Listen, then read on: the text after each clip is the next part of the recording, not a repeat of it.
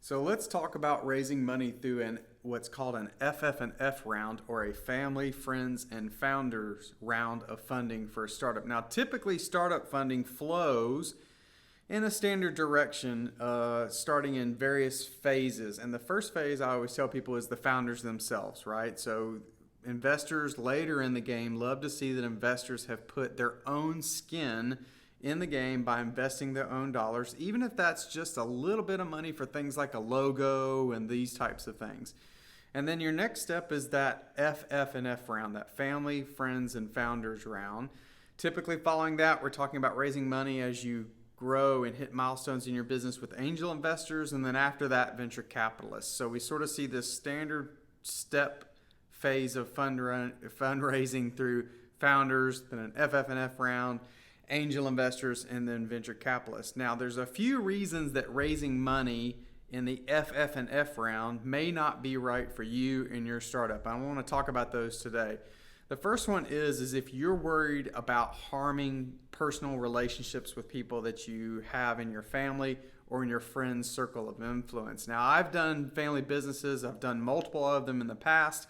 We're actually in the middle of launching a brand new family business. And I can tell you that, we've all heard the horror stories about doing business with family and how you end up estranged from one another because you're dealing with what? You're dealing with money.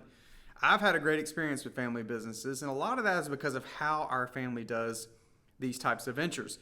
And what I'm getting at is one of the things that we really do is we have honest conversations about how we're going to do things. And we even go through in our articles of incorporation and our bylaws and our operating agreement, we put everything in writing. So if there's ever a debate about how we're going to make a tough decision or have a tough conversation with one another, we just refer to those documents. So it's not I feel this or you feel that. It's this is what we said we're going to do and how we're going to make decisions, and we're going to follow what's in writing.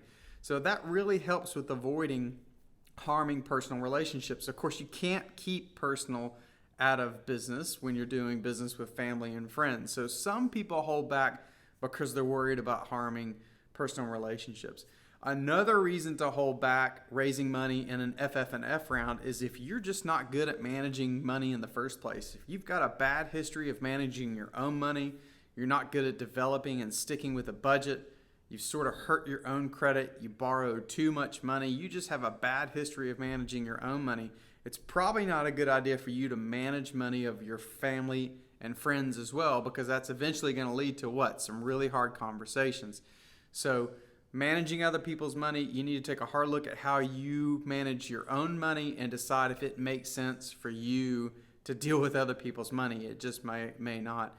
Now, another reason, or something similar to managing money of other people, is if you don't have a roadmap or a plan for what you're going to do with the funds that you raise from family and friends. Normally in a pitch deck, there's 10 or 15 slides in a pitch deck, and one of those is always the ask, how much money you're looking for from investors.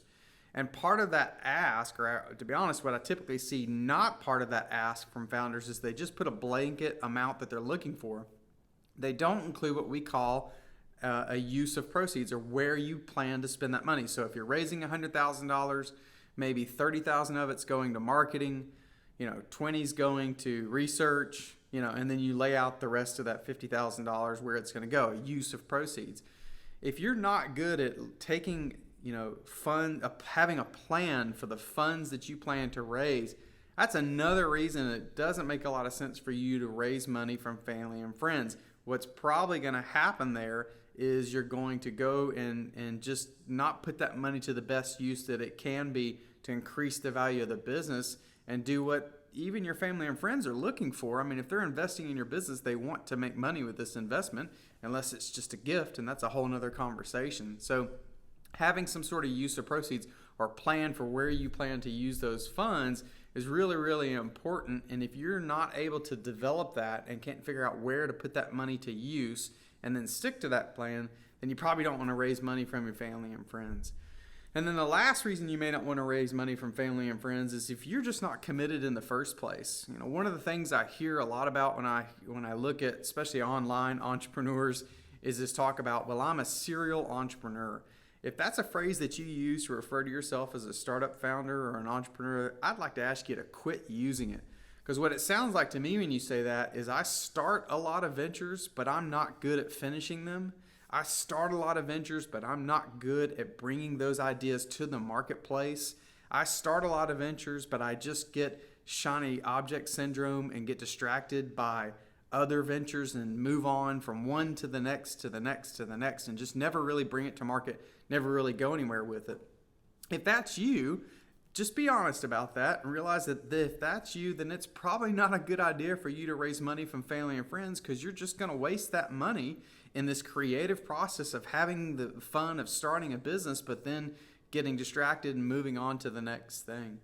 So what do you do about all these things? If you have some of these reasons are things that are in the back of your mind, why, if you're able to be honest about it and transparent and recognize that some of these things are what's holding you back from raising a family and friends round of funding, what do you do about those things? Well, the first thing I want you to do is just be transparent and honest about it. Be willing to look at yourself in the mirror and recognize that you have these challenges and that there's something you need to do about it. Just because you have these challenges doesn't mean you can't raise a family and friend round of funding. It just means you need to be honest and realize that there's something you're going to have to do about it. And so here's a couple of examples. So let's go back to the idea of you're not good at managing your own money, therefore it may not make sense to manage family and friends' money. Oh, so what can you do about it? Well, you could bring on a co-founder, somebody who's got a really strong financial background that is good at managing other people's money and their own, and put them to work doing that for your startup. What about if you're worried about these personal relationships? I gave you one tip earlier. I said you could have a really ironclad operating agreement that lays out how every decision is going to be made, and therefore you can put that in front of your potential investors and say, hey, look, when we do this business together, when you give me capital to start my business, to go and scale my idea, here's how we're going to make decisions together in writing, and we already agreed to it and signed off on it. That way nobody's feelings get hurt. What about if you're just, you're not committed? Well, you could be honest with your investors. You could still say, look, I want to do this business. I think it's a great idea. I think we can make some money doing it. But I recognize that I'm the type that's not going to be leading this business long term. So I'm going to stick around long enough to get it up and running, but then I'm going to turn it over to either a co-founder or someone else. If you have capital, or if you have enough capital, you can hire someone to run the business. So just being transparent and honest in the first place goes a long way with investors, particularly when you're trying to do business with people in your direct sphere that you have relationships with, your family and friends. Hope that helps you a lot. Till next time, go out, capitalize your dreams. See you later.